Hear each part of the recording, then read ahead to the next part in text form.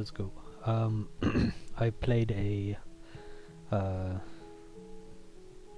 a competition match today, external competition match, and I basically substituted for the higher team again, and basically they tried to put me against the strongest opponent that is playing white, which worked. So I played against an insanely strong opponent who I already played against the last time I substituted against this team. My opponent is like the second strongest player on their team, and yeah, difference in rating is like 400 points ish, 425 ish. So yeah. Yeah, let's look at the game. I think I probably memorized it. I don't have the annotations with me. Probably fine. It was a c5 Sicilian, or just a Sicilian with c5, and then I played e6. There's some. I've been looking at this structure from multiple sides. From this side as black, and from the Scotch as white. And the point, well, the structure that I looked at was the one you get after this line, and then you take and push, and then so for example, take push, knight d5, knight e4, and then you defend this, attack the pawn, forcing c4, threaten e3. These types of positions where white gets an early e5 clamping down on the black center, but black has compensation sometimes, and you get like the line that I looked at. It was this bishop b4 check here, and there's only one move that maintains an advantage. Everything else is minus 1.7 or worse, I think, and the only move is king e2 here, which is crazy. And then I looked at the two main moves here, which are f5 and bishop a5, and I figured out that one of them seemed a lot more fun to play than the other, so I'm going to play that. None of this happened. We actually did get to this position, and then I saw that the alternative to taking is to play knight b5, knight d to b5, after which you can play d6, and after bishop f4 you're basically forced into a Sveshnikov with e5, bishop g5, a6, knight a3, b5. This is a Sveshnikov with one extra move added, because I played e6, e5, and my opponent played bishop f4, g5. So otherwise you just get this in a normal Sveshnikov, except at move 8. So yeah, we transposed into a Sveshnikov. And here my opponent, well, they have two options. They can either play knight d5 or take here immediately. I believe b5 is mandatory here, because otherwise this, I believe, is bad. So you still have to take here with the pawn. Fairly certain. b5, and they take here first before playing knight d5.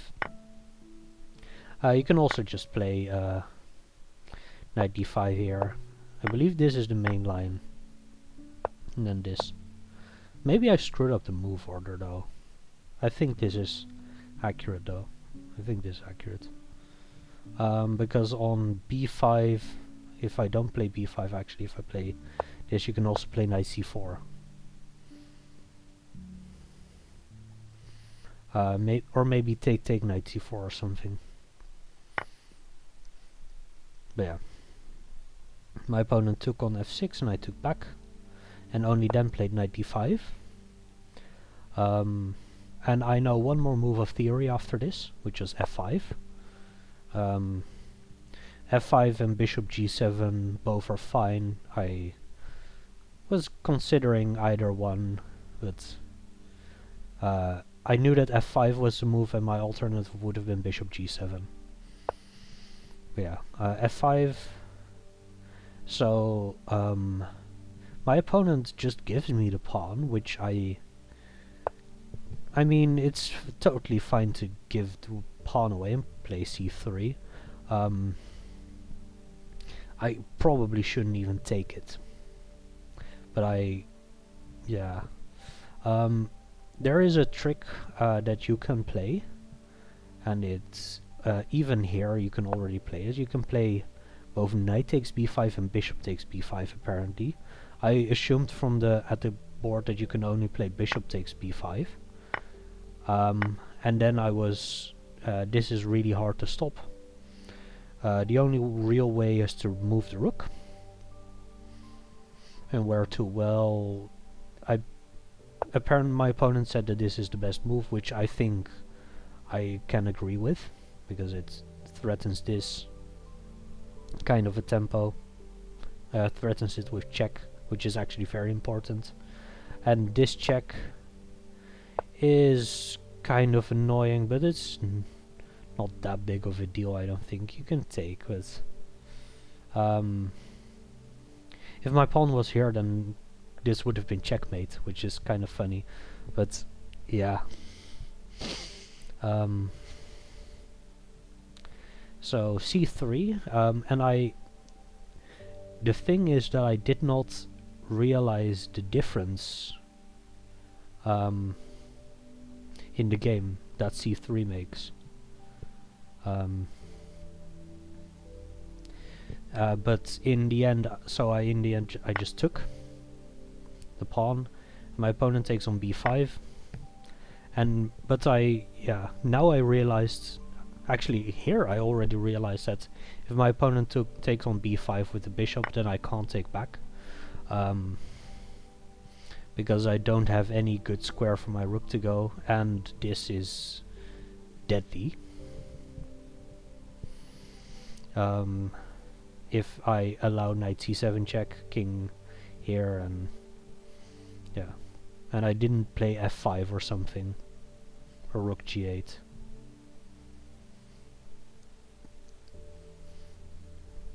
So yeah, so I realized that while my opponent was thinking about the move, so I found an alternative to taking, because my knight is pinned and attacked and undefended, which was bishop d7.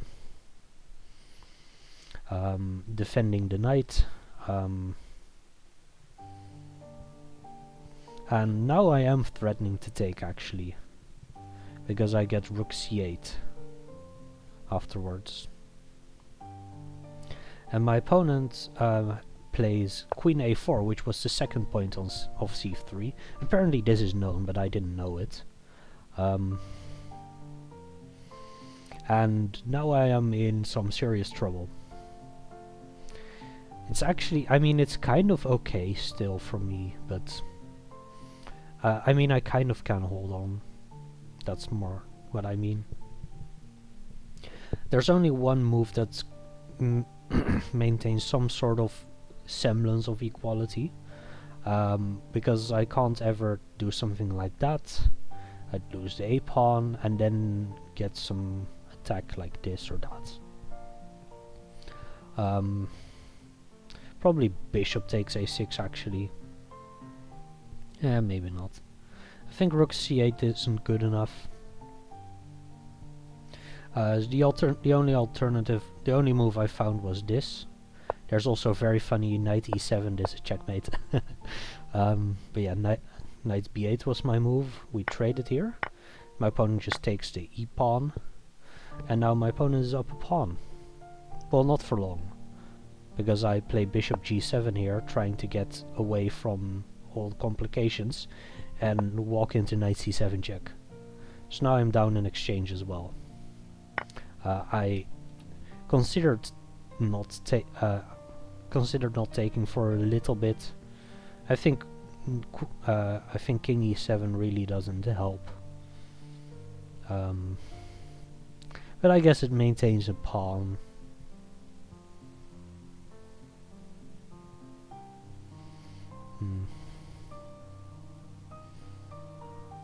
yeah, I just took and played king e7, queen takes a6. Now I'm down 4 points of material. I considered one of two things. Either I concede on the spot, or I just pretend like everything's fine and just play on and see how far I could get by playing active normal moves and just fighting for it. Because these rooks are kind of... they don't exist yet. This knight is kind of weirdly placed, but it can get into the game quite easily. This queen is kind of weirdly placed. And while my opponent is fixing their pieces, I can quite quickly get this bishop active, probably with e4. This knight can get active, this queen is kind of active already and can get a lot more active as well. And I can already play rook b8, which attacks here. My opponent said that they wanted to castle long for a really long time, but I think e4 is just... e4, it's probably still fine, but... yeah, there are some issues there. Because I can try to sacrifice stuff on c3. And then almost all of my pieces are suddenly completely active. And my opponent still needs some time. The issue is that you get pressure here, and I believe knight b5 just barely holds everything together, and then you're definitely winning. So probably castling is fine. So yeah, instead of that, my opponent defended like this. His queen is now kind of active. And there are some things here with f4 maybe. There's also this, which is not that important, I think, but it's kind of something. In the end, I just play king f8 with the point of playing king g8 to defend this pawn if ever necessary. It never was, but it was always an option. My opponent just castled short. And here I started getting my pieces active again. Mostly this knight, which is kind of backwards for now. I just played knight c5. And the point is that I wanted to plant my knight here. Somehow. And maybe get an exchange for it. Probably not, but it's worth a try. My opponent prevents d5. I play queen c6, forcing through d5. My opponents after the game, by the way, said that they expected d5 here. But there was an issue with it, I think. There was something with it. Can't remember. But yeah, rook a b1, which is not very interesting, I think. And here I played e4 with the point of going to d3. My opponent prepares to deal with that with knight c2, and I played I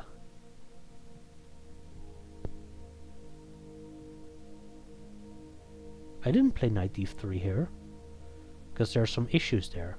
No, I did play because, and then later on I get yeah, this makes sense. I did play knight d3 here, and I was hoping to get an exchange for this knight. In which case I would be down 3 pawns, but bishop versus knight, you know, there's some play there. Also on knight d4 I can play knight queen d5 now, so yeah, this is the correct line. I did do this. That was part of my calculation. But my opponent played knight b4, which technically is a pawn sacrifice, but I can't take it. Because I lose if I do take it. Rook b to c1, and I can't defend both of these. Well, I don't actually need to defend this one, but I... let's say this. Oh, I can't do that either. Because I also need to defend here.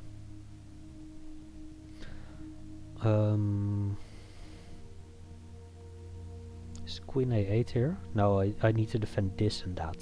So it's queen d7. And then like that, and maybe this is fine.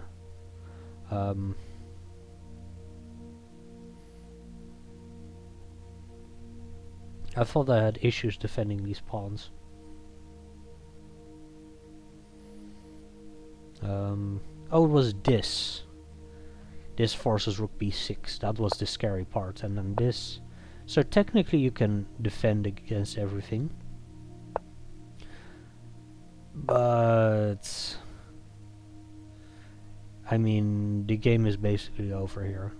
I don't even have play anymore. Which if I do this, then there's at least something here, because I get d4 as well. Usually. Rook c1, queen e6, because I need to keep track of this pawn. This is a pawn sacrifice, by the way, because this just wins a pawn. Nothing I can do. But I just give the h-pawn. And b5 to save the opponent's pawn. But that does give me d4, which I thought was interesting. d4 isn't mandatory or anything, but it's something I can play that pretends that I'm in the game still.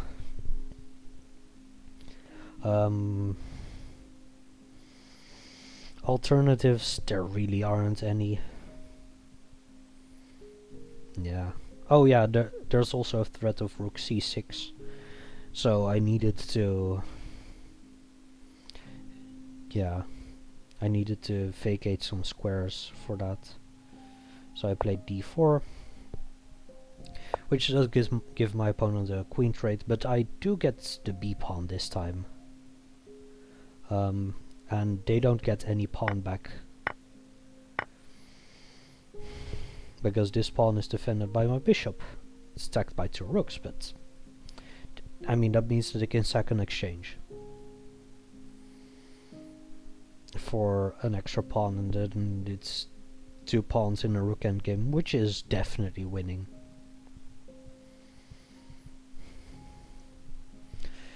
But actually, in this, at this point in time, it would only be one pawn, because I win b2, and then there's back rank issues and stuff. But my opponent is in no rush. They'll always have this exchange sack. b4. They just defend the pawn by moving it forward. a4 is coming, nothing I can do. I play king e7. I looked at this, but that has so many issues with checks here. Because I can't go here, because then I'd lose the d-pawn, so I'd have to basically go back. And... yeah. Maybe this is still relatively fine. But like, a4 is on its way here. I mean, I can play d3, but... if I try anything here, then these pawns just roll. So yeah, king e7, a4, rook b8. I considered trying to defend against checks, but it's not worth doing. And here my opponent did sack the exchange finally. Right? No, sorry, not yet. One more move. They played b5. Yeah, b5. King d6 to get closer, and maybe if I get here, then they can't even sack the exchange anymore, and then maybe there's something, but they just do that. King e5. And I'm forced to go to e5, by the way, because I'd lose the e-pawn, and then there's just nothing. I've got nothing at all. So yeah, king e5. My opponent just returns to the back rank, and my king is kind of cut off, but actually these pawns can't move. which I know because I studied rook endgames. I know that the rook versus 2 pawns, the rook should be in front of the further pawn, and then both are kind of paralyzed. But yeah, it can't move and my king is stuck. So I just play f5, which seems reasonable. My opponent tries to get these pawns running. I play king d5, which kind of loses the tempo here, but I think it's totally fine. A5, king b6, king again. And now the pawns are stopped. But now the opponent's king starts coming in and like... I'll show you the rest of the moves. But it's like... the rest doesn't matter. This is very funny though. I can actually save this pawn. Like that. But now... I mean, there's a very easy win. I resigned here. But because what I counted out was this, I'm basically forced to do this, because otherwise I lose my pawn. Check. If I go to either of... If I go here, then they just checkmate me by promoting. And if I go one of these two, then I lose my h-pawn. And then this pawn just runs. Actually, maybe this is the more accurate version even. Because there's just absolutely nothing. So yeah, I know I did quite terribly, but the mid game went quite well, and the end game was, I mean, definitely losing always, but I did put some effort into it. So yeah, e6, this is opening theory, yep. d6 is the best move. Bishop b4. I could have played bishop b4. No, I don't care. Bishop f2, and then we get into a Sveshnikov position by force. Yeah, b5 here is correct over bishop e7 because of issues with knight c4, yes.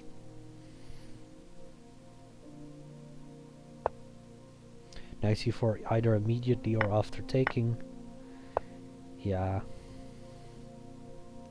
And then I just lose a pawn, but have compensation somehow, I guess.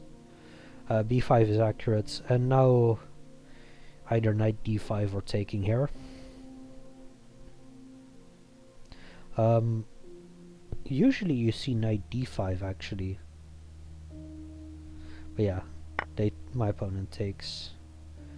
You can't take with the queen because of issues. Where are the issues? Wait. I know you could have to go there. Oh yeah, just wasting a move and then you're just boned. And queen a5, which I saw in the game, doesn't work because of b4. Actually c3 first, I guess. Oh yeah, and you can't take the knight because of knight c7. So yeah, you just have to sack an exchange here. Yeah. But here it's all totally fine. F5, bishop g7, doesn't really matter. And you can already take on b5. You can't take with the knight. No, that makes sense. Yeah, but here I should just play bishop g7 instead of taking the pawn, which is absolutely garbage because of bishop takes b5, which I partially missed. And you still really can't take, right? What's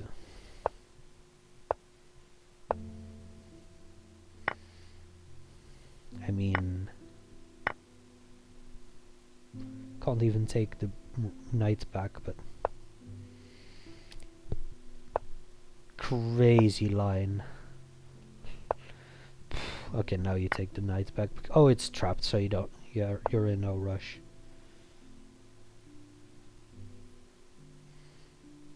Wait, where did I win a piece? Oh yeah, I won a piece by taking. Yeah. I thought this was unplayable, but apparently this is even more unplayable. And I saw that you can take here, and I don't even win the piece back.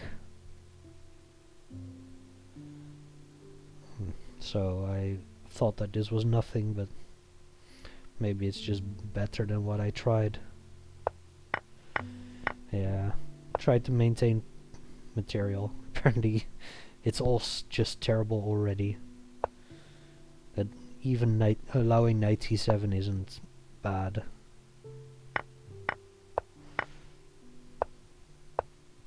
Yeah, just my opponent is +4 in points and less than +4 in score, so I do have compensation here. Okay, never mind.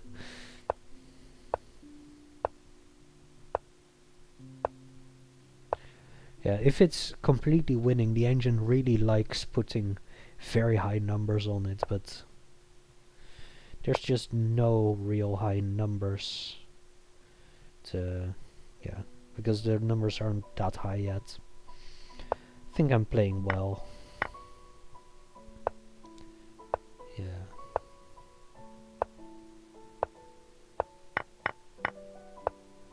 Still +4 because that's the... Actually now that's only +3 points in material. But yeah, it's just all game over.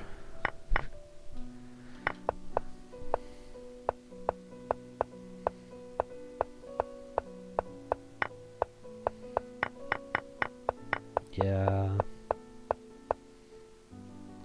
Yeah, the numbers start getting higher. It's going to announce mate at some point. Yeah, mate in 16. But that's because I have to run away.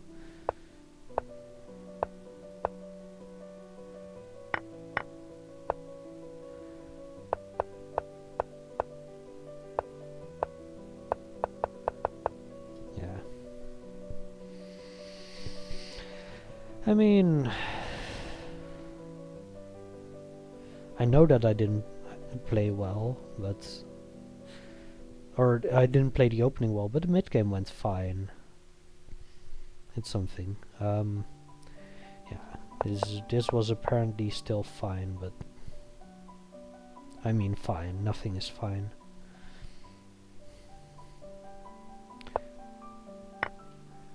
Wait, there's also mate in 3. Oh, you sack. This is also a checkmate in 3, which is maybe funnier. Because you win a queen as well. But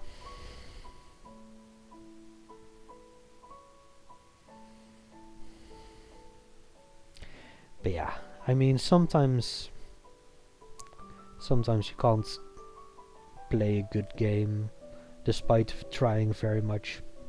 Happens. See you in the next one, which is gonna be soon.